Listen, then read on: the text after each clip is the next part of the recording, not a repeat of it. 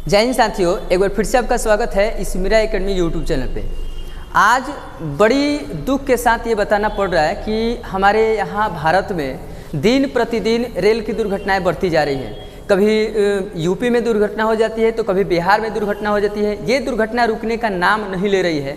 आखिर वजह क्या है कि इस देश में दिन प्रतिदिन रेल दुर्घटनाएं बढ़ रही हैं।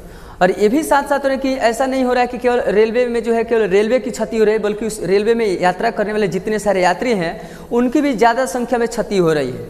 आखिरकार इसके जिम्मेदार कौन है? हम जिम्मेदार हैं या हमारा समाज जिम्मेदार है या हमारी सरकार जिम्मेदार है? और इसमें देखा जाए तो कोई इस चीज़ पर जो है जल्दी एक्शन नहीं ले रहा है। इसका पता ना वजह क्या है कि एक्शन नहीं ले रहा है। अगर कोई अधिकारी गलती कर दे तो हमारे यहाँ के जो नेता हैं तुरंत रेजिग्नेशन लेटर मांगने लगते हैं कि तुम हमको रिजाइन कर दो, तुमको काम करने दे। पर इस पर हमारी सरकार जो है कुछ जल्दी बोलने का नाम नहीं ले रही। दिन प्रतिदिन ये समस्याएं बढ़ती जा रही हैं। अभी देखा जाए तो कानपुर में हो गई, इसके पिछले बार में देखा जाए तो झारखंड में हो गया था। ये दिन प्रतिदिन रेलवे दुर्घटनाएं बढ़ रही है। अब इसमें सिस्टम का दोष है या किसका दोष है, ये कोई जो है बताने से मना कर रहा है, कोई बताने का नाम नहीं ले रहा है। पता नहीं इसका क्या वजह है। फिर तो हम आपको बताएंगे कि किस सरकार में कितनी रेलवे दुर्घटना हुई, क्या क्या हुआ, क्या नहीं हुआ, ये सारी चीज़ हम आपको बताने वाले हैं।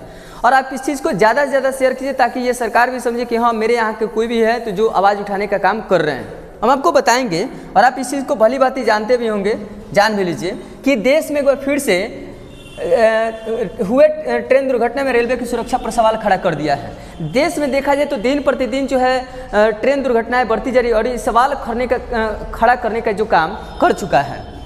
18 जुलाई के दिन उत्तर प्रदेश के गोंडा में ट्रेन हादसा हो गया। 18 जुलाई जो आया था उस 18 जुलाई को उत्तर प्रदेश के गोंडा जो है वहाँ पर एक ट्रेन हादसा हो गया। फिर उसके बाद देखा जाए चंडीगढ़ से डिब्रूगढ़ जा रही डिब्रूगढ़ एक्सप्रेस है, चंडीगढ़ से डिब्रूगढ़ जा रही डिब्रूगढ़ एक्सप्रेस है कि कुछ पटरी से उतर गए थे। अब देखा जाए तो बहुत सारे टेक्नीशियन जो है, बहुत सारे रेलवे में लोग काम करते हैं, फिर भी जो है ट्रेन पटरी से उतर जा रही है। क्या आप जानते हैं कि 2014 से 2024 में अब तक एनडीए के सरकार में 2014 से लेकर के 2024 तक एनडीए की सरकार चल रही है और अब तक एनडीए के सरकार में कितनी रेल दुर्घटनाएं हुई है? आज हम आपको बताएंगे कि किस सरकार में कितनी दुर्घटना हुई है और आप इस चीज़ को ज़्यादा से ज़्यादा जरूर शेयर कीजिएगा।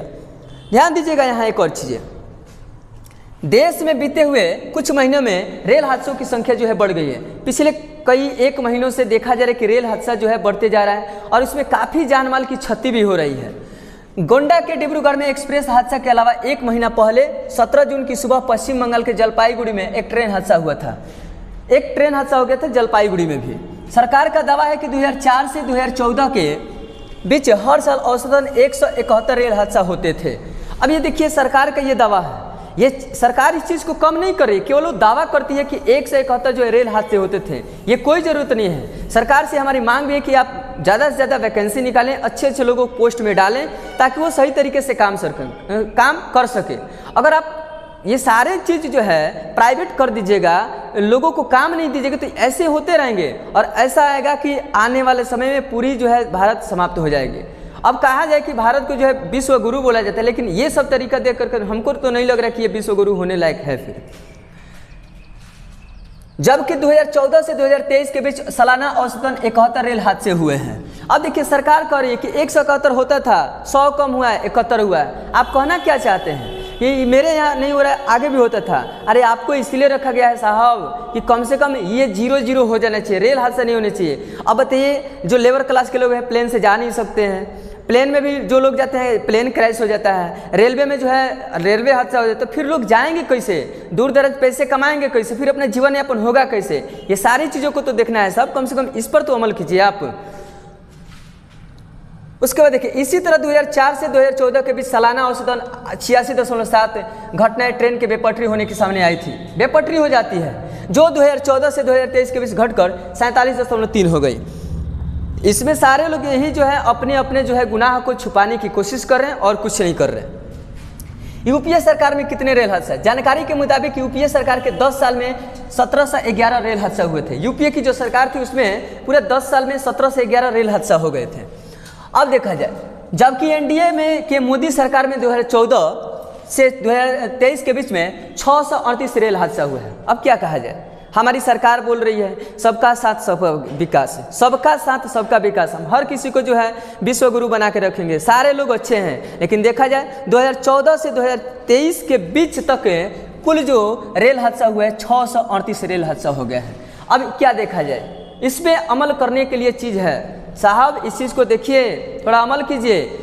अगर रेल मंत्रालय इस चीज़ पे एक्शन नहीं ले रहा है तो रेल मंत्रालय को इस चीज़ से इस्तीफा दे देना चाहिए था कि भाई हमसे काम नहीं हो रहा है। रेल मंत्रालय जो है, जो रेलवे के हमारे मंत्री हैं वो चुपचाप बैठे हुए हैं, कुछ इस चीज़ पे ध्यान नहीं दे रहे हैं, थोड़ा देखने की ज़रूरत है। वहीं 2024 में 3 बड़े रेल हादसे हुए हैं। यूपीए सरकार में 867 मामले ट्रेन से पटरी के उतरने के सामने आए थे, जबकि एनडीए सरकार में 426 मामले सामने आए हैं। आंकड़ों के मुताबिक यूपीए सरकार में रेल हादसे में 24 से 53 लोगों की मौत हो गई थी, जबकि 44 से 46 लोग घायल हुए थे। वहीं एनडीए सरकार में 7 से 81 मौतें और 15 से 43 लोग क्या हो गए, घायल हो गए थे। ध्यान दीजिए साहब, एक छोटा सा अधिकारी काम गलत कर दें, सरकार हमारी जो है उनसे रेजिग्नेशन लेटर मांग लेती है। और इस चीज़ को जो है आप लोग भी तो ध्यान दीजिए, लेबर क्लास के लोग काम करते हैं, लेबर क्लास के लोग जो है रेलवे से जाते हैं, ध्यान देनी बहुत जरूरी है। रेलवे की सुरक्षा, अब सवाल यह है कि रेलवे की सुरक्षा पर सरकार कितना खर्च कर रही है। बता दें कि मोदी सरकार में रेलवे के लिए इतना करोड़ रुपए का बजट आवंटित किया गया। इसका मतलब हर साल औसतन 17,800 करोड़ रुपए खर्चे किए गए हैं, जो 2014 से पहले की तुलना में 2.5 गुना ज़्यादा है।